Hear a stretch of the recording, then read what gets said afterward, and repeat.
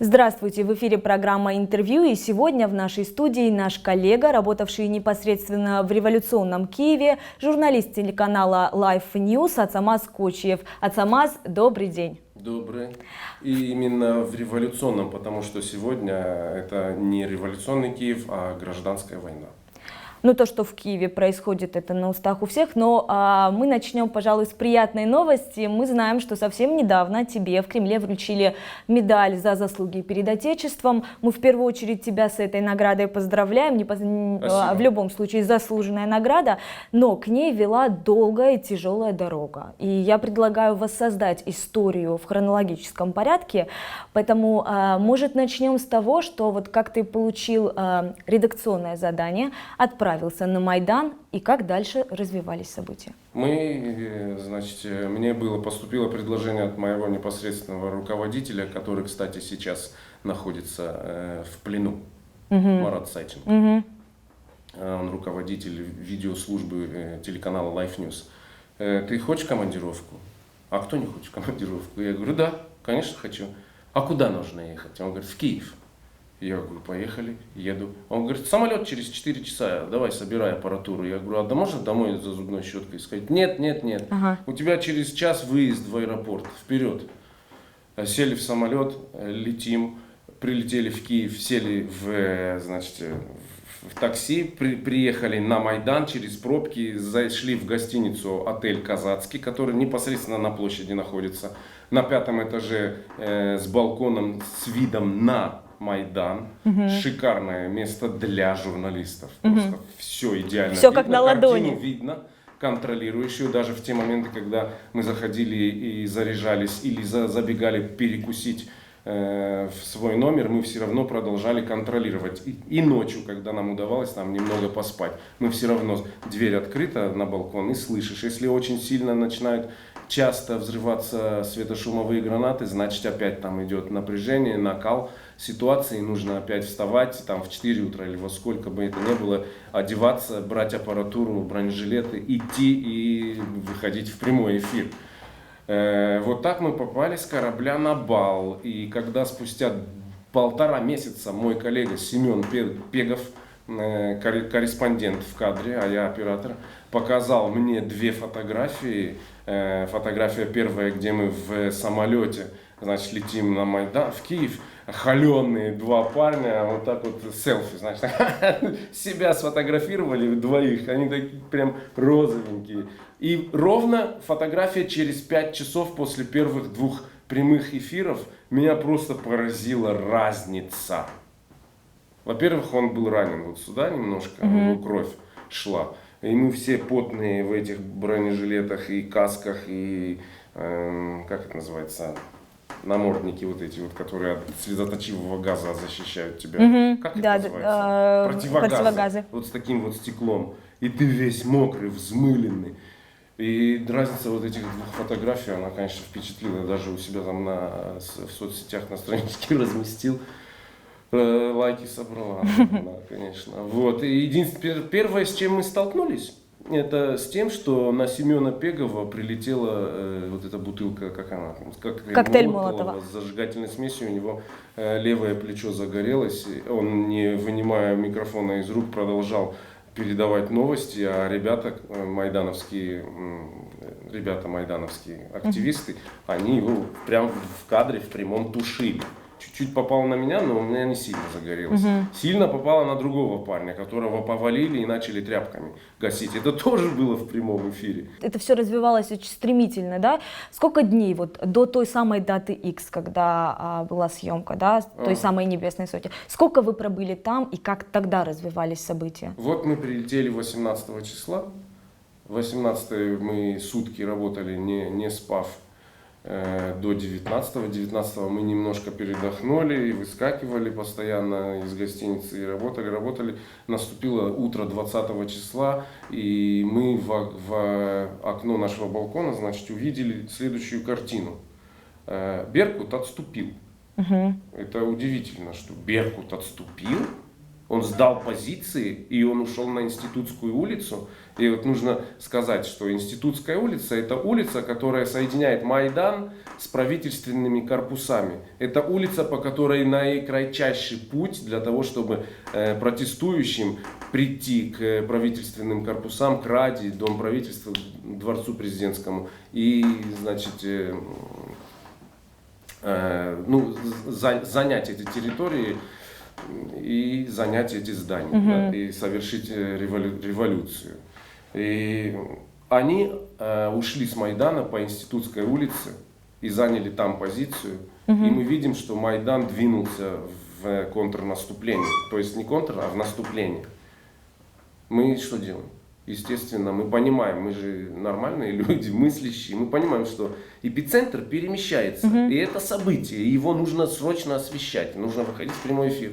Мы, не одевая бронежилеты, потому что это занимает время, надеваем каски, надеваем вот эти вот, все время забываю, противогазы, аппаратуру в руки и бежим туда. Нам навстречу уже несут пострадавших.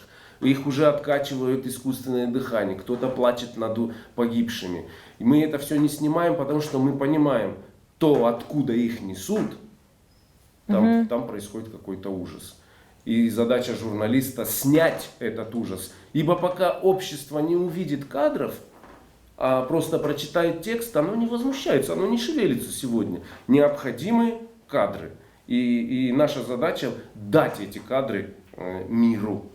И мы добежали до Институтской улицы, там было очень страшно. Там была настоящая стрельба. По звуку понятно, что это уже огнестрельное оружие. Все мы думали, что стреляет Беркут из-за своих баррикад, но он не стрелял. Да, это та самая история, когда был расстрел Небесной Сотни, да? Тот самый день. Он не стрелял. Мы там провели 40 минут. Мы вышли оттуда 4 раза. Через каждые 10 минут 4 раза выходили оттуда в эфир, в прямой. Все остальное время мы снимали видео. Снимали все, что происходит. На моих глазах около 50 человек. Я думаю, вот примерно где-то 50 человек, 50 смертей я видел собственными глазами. Но снимать такой ужас, это страшно на самом деле любому человеку. Это ужасно. Видите, это кошмар. Я никому не посоветую. Особенно не посоветую тем людям, которые, сидя на диване, писали про меня гадости. Если они считают, что со мной безопасно в таких местах, я в следующий раз приглашаю для того, чтобы убедиться собственными глазами. Действительно ли со мной безопасно? Ну вот касаемо безопасности, да, то есть огромное количество людей возмущались из-за того, что вы тогда снимали непосредственно прям под окнами то, что происходило. И якобы у вас была какая-то договоренность с теми, кто стрелял, и что именно поэтому вы стояли и без страха снимали. Вот что вы этим людям можете сказать? Я начну с того, что, например, вот к слову, у меня есть договоренность с некими там людьми, снайперами. Да, они мне дают какую-то гарантию. А пуля шальная и пуля дура, она мне тоже дает гарантию. Она отскакивает от асфальта и смотрит, ой, не попасть бы в отсамаза. То есть, что значит гарантия? Какая гарантия может быть на войне? Откуда знает снайпер, что этот вот отсамаз? Ну, откуда он знает? Ему что видно? Ему не видно лица. Это не такое увеличительное стекло. Но это уже болтовня. С моей стороны. Я вот что хочу сказать. Я не хочу вообще диалог вести с этими людьми, которые пишут обо мне вот это вот, то, что пишут. Не хочу с ними диалог вести, потому что люди, которые не понимают вообще, что происходило. Вот эта вот фраза «Ацик, тебе нужно снимать трупы». Тебе нужно показывать... Да, Ацик, тебе сейчас нужно будет показывать трупы. Вот за эту фразу зацепились. На самом деле я могу объяснить вот 2 счета, что эта фраза значила. Человек... Семен Пегов, мой корреспондент, он на связи со студией. У него в ухе наушник, и с ним общается продюсер. Перед тем, как с ним начнет общаться диктор, ведущий прямой эфир, с ним общается продюсер и спрашивает: Семен, какая у вас ситуация? Вы где? Мы на Институтской улице, здесь убивают людей. Это вот полный текст. Они же дали только кусок. Да. И причем сказали, что это мое видео. Это было видео человека, который вот здесь вот у меня за спиной сидел, прятался от пуль и снимал. То же самое И его камера записала наши разговоры за кадром. Однако этого человека никто не упоминает в этих разговорах. Никто, потому что это видео выдает за мое. А мое видео на тот момент, когда это появилось в интернете, мое видео даже в редакции не было. Оно было исключительно в моем ноутбуке. Больше нигде не было этого видео. Так вот, значит, продюсер его спрашивает, что у вас происходит. Он говорит, у нас здесь людей убивают. А она говорит, вы покажете нам? А он говорит, да, конечно, я вам все покажу. Вот сейчас вот через 3 минуты у вас прямое включение, и начните показывать сразу с трупов. И он мне говорит, Ацик, тебе сейчас нужно будет показывать трупы, потому что это документальное доказательство. Это не извращение. Потому что журналист, находясь в горячей точке и находясь вот в такой ситуации, в какой оказались мы, отвернуться и снимать цветочки для журналиста это преступление. Он обязан снимать то, что происходит. И мы делали свою работу. Если какому-то, извините за выражение, черту кажется, что мы совершили преступление тем, что мы снимали трупы, то я просто сомневаюсь в его профессионализме. Он блогер, называет себя журналистом. Я сомневаюсь, что он журналист. Вот этот самый блогер Благин, если я правильно помню, Антон. он и раскачал эту тему. По факту-то вся эта массовая истерия началась после того, как он опубликовал у себя в блоге анализ того, что происходило тогда на Майдане. Вы с ним пробовали как-то связываться после того, что... Нет, я же вот только что упомянул. Я не буду вести диалог с человеком, который полный лох в профессии. Я не буду говорить с ним ни о чем. Это моя позиция. В тот день, когда даже федеральные СМИ подключились к этой массовой истерии, опять-таки, все искали Ацика, того самого Ацика с видео. Ацик уже был в Крыму. Давай, приезжайте, ищите меня. И тогда единственное интервью, если я правильно помню, вы дали нам, Да. нашему Вот, я вам медиапорталу. благодарен. Почему? За мою поддержку спасибо большое вот этому бренду. Но в любом случае, мне кажется, любой телеканал обязан защищать своих коллег, если есть какая-то клевета, может, даже в их адрес. Да. Но почему ваш собственный телеканал не заступился за вас и не дал опровержения? Я объясню почему. Потому что если бы мой канал сказал слово, это уже не блогер, это уже целое СМИ мировое, там эта история бы приобрела другой окрас. И я представляю, как начали бы строчить эти товарищи, любящие на диване пописывать про Life News, который везде успевает и которому сообщили, значит, из спецслужбы, что будет расстрел. Они в свою очередь сообщили своим журналистам. И вот эта грязь, и этот вот негатив и черный пиар просто полился бы на канал. А так мы как бы это вот загасили на корню. Было тогда огромное количество слухов, тебя называли чуть ли не американским шпионом, осетинским евреем. Тогда уже развернулась чуть ли не целая детективная история, то, что якобы у вас есть договоренность со спецслужбами, было заранее вам известно, кто, когда и где будет стрелять. И якобы тогда под окнами вы чувствовали себя спокойно. На самом деле, какие чувства у человека, у которого из-за спины стреляют? Мы не люди? были под окнами. Мы были на открытом пространстве. Мы были на тротуаре противоположной стороны дороги от того тротуара, на котором расстреливался народ. Но естественно, мы не знали, что там будет стрельба. Мы просто, я же говорю, мы увидели с балкона, что эпицентр смещается, что происходит нечто. Беркут отступил на Институтскую улицу потому, что по нему открыли огонь из огнестрельного оружия. А мы-то думали, в чем дело, почему они сдали позиции. Мы ничего не знали, естественно, никакой связи у меня с этими снайперами нету. И Аваков мне не родственник. Собственно, касаемо того, это уже, по-моему, это высшая ступень придумывания мифов.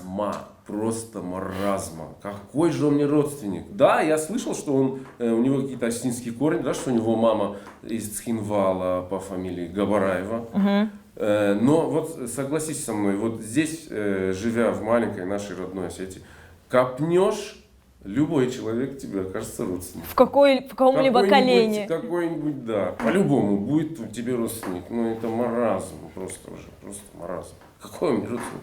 После того самого дня, когда расстреливали Небесную Сотню, а сколько вы еще пробыли, или, может, вы сразу уехали? На оттуда? следующий день мы уехали на 1 неделю во Львов.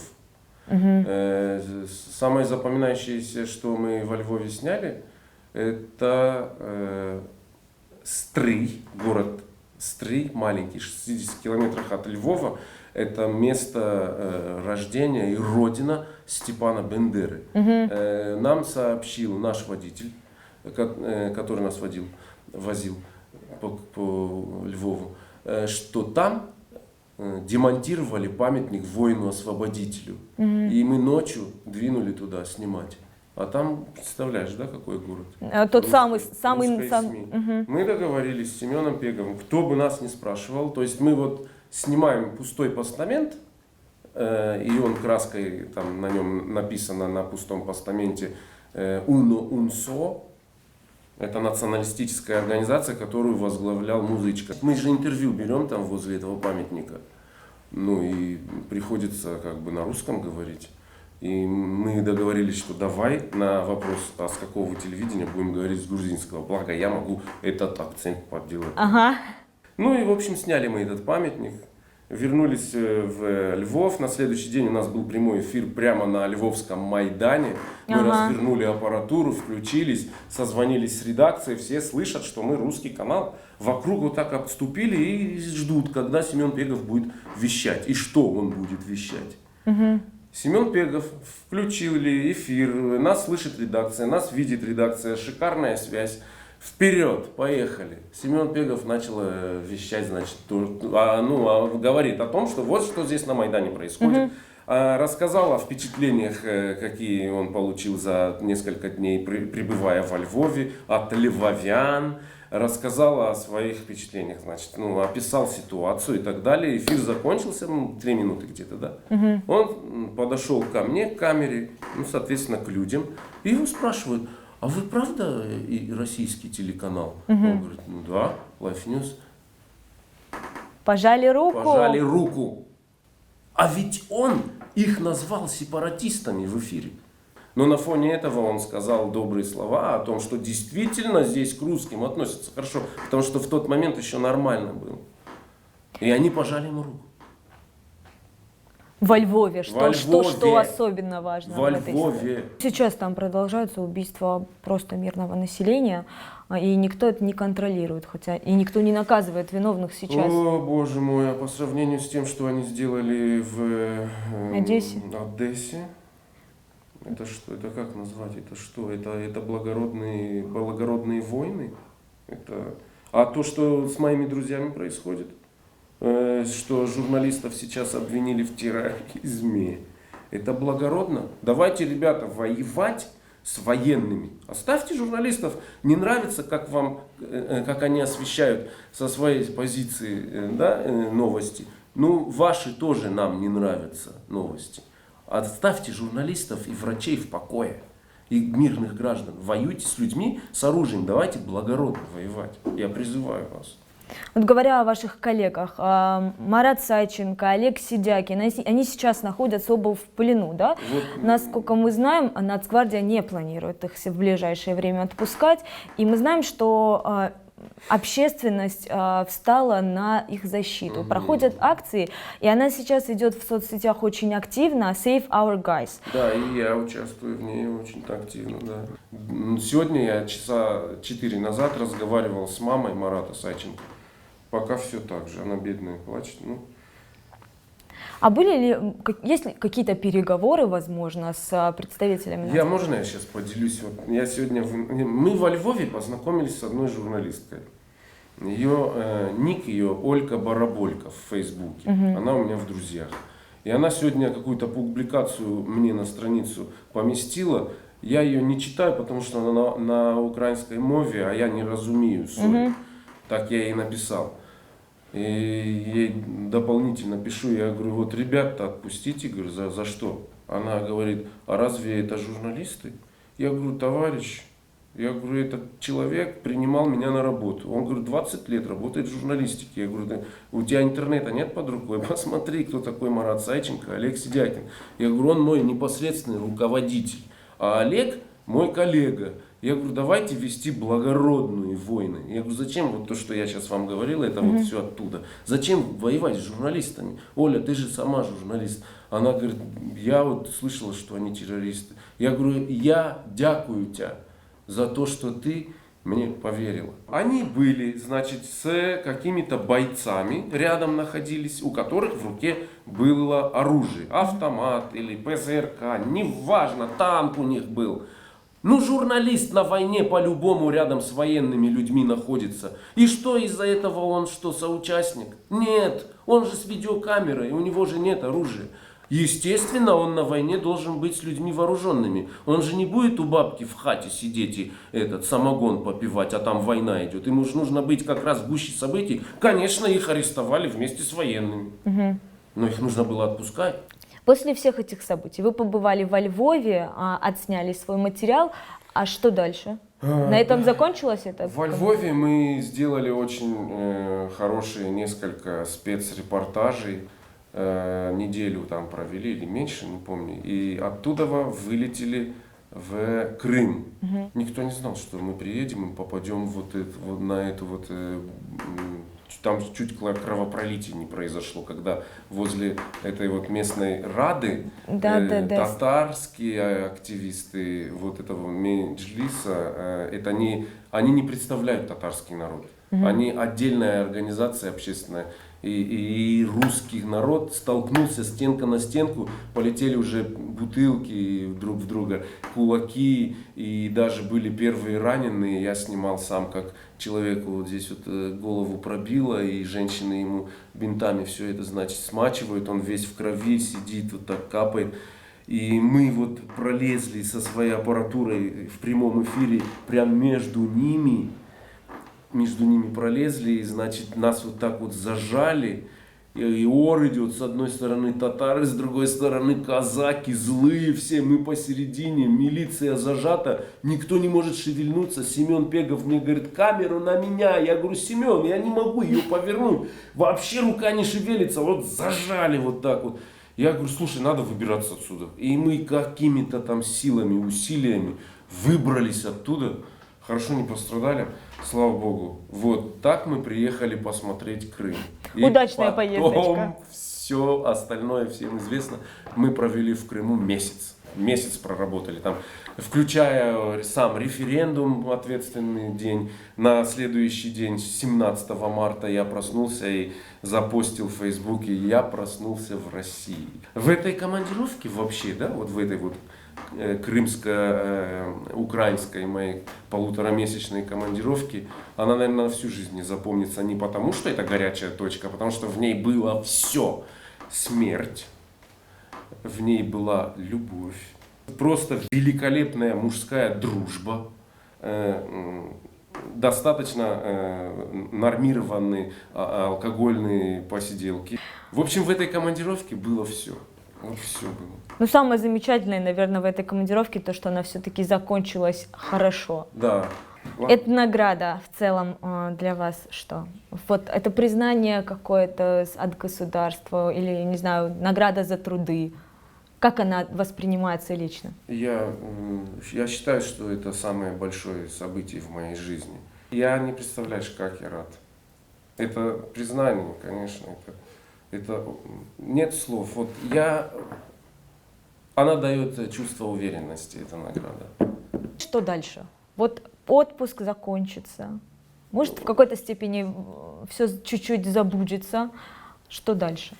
Дальше я вот думаю, что мне надо садиться за руль 20 какого там числа и ехать 2000 километров в Москву. Было время, когда я возвращался в Москву, въезжал, пересекал МКАД и думал, как хорошо, наконец-то я в Москве. А вот теперь я въезжаю и думаю, о боже, опять я приехал. Я хочу домой. Я хочу домой, потому что пришел, наверное, это и с возрастом связано, и осознанно это. Ко мне пришла идея, шикарная, прекрасная идея. Я не буду распространяться о ней широко, но вот скажу, я хочу дома создать интеллектуальный, камерный, клубный театр осетинский. На осетинском языке. Не только на осетинском языке, но еще и на доступном современному обществу театральном языке. Когда нам ждать этот театр? Это очень сложный вопрос. Я планирую через 2 года сыграть здесь, в Осетии, премьеру, но для этого нужно очень много мне постараться. Ну, Ацамаз, мы тебя благодарим за интересную беседу, желаем удачи во всех начинаниях, и в творческой, и в журналистике, с театром твоим. Еще раз поздравляем с наградой, объективно заслуженной. Я напоминаю, у нас в студии был журналист телеканала Life News Ацамаз Кочьев. А в конце мы бы хотели еще раз напомнить нашим зрителям, что медиапортал Осетия ТВ также участвует в акции Save Our Guys. Мы призываем всех сотрудников украинских спецслужб отпустить журналистов телеканала Life News, потому что все-таки это чудовищно, когда журналисты страдают на чужой войне.